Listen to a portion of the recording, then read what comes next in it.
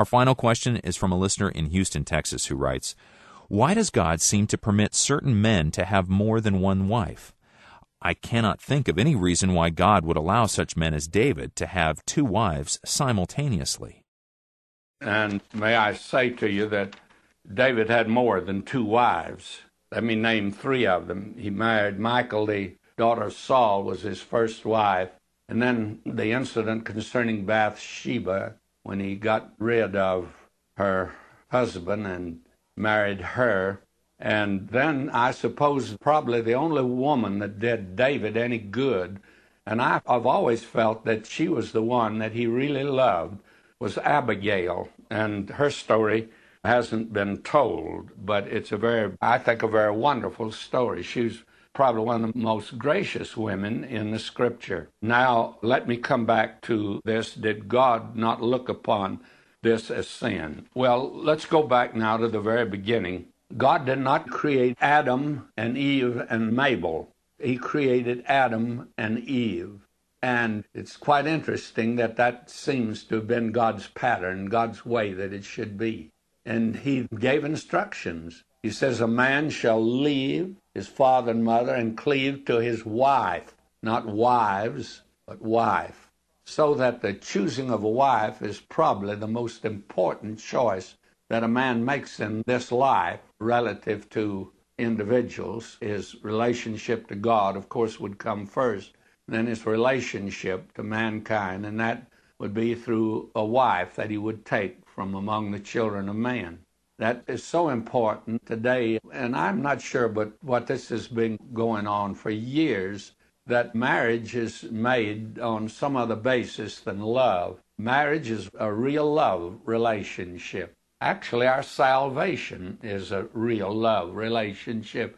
And one of the reasons it doesn't work for a great many people today is that they do not recognize that we love him because he first loved us.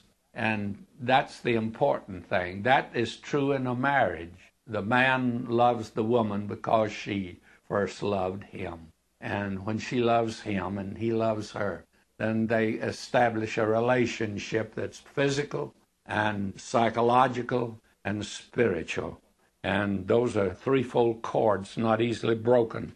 And when those ties hold man and woman together, the darts and arrows of outraged fortune in this life is not going to disturb them too much. That was God's original pattern and way. Man soon got away from it. He wasn't very far from the Garden of Eden when we find that the descendants of Cain, one of them took two wives. And then that started a great deal of trouble. You find that Abraham, he had one wife, but it was Sarah, his wife, who suggested that he take Hagar, an Egyptian maid, as a mistress, and he had a child from her. And believe me, let me tell you, that child has caused a lot of trouble.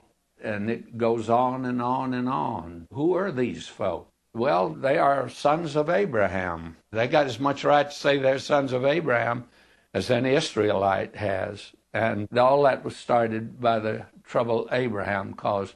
And it caused trouble in his own family. It brought in a schism in his family that I don't believe Abraham really, he and Sarah, ever really, after that incident with Hagar, that they ever were as close together as they were before.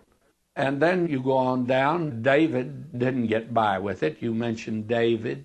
David's troubles came actually because of his sin concerning his own home. And he brought that woman Bathsheba in. And don't blame Bathsheba. Under the rule of that day, you couldn't deny the king anything. He got what he wanted. And that's the thing that God told him. God says, I would have given you any one in your kingdom that you wanted.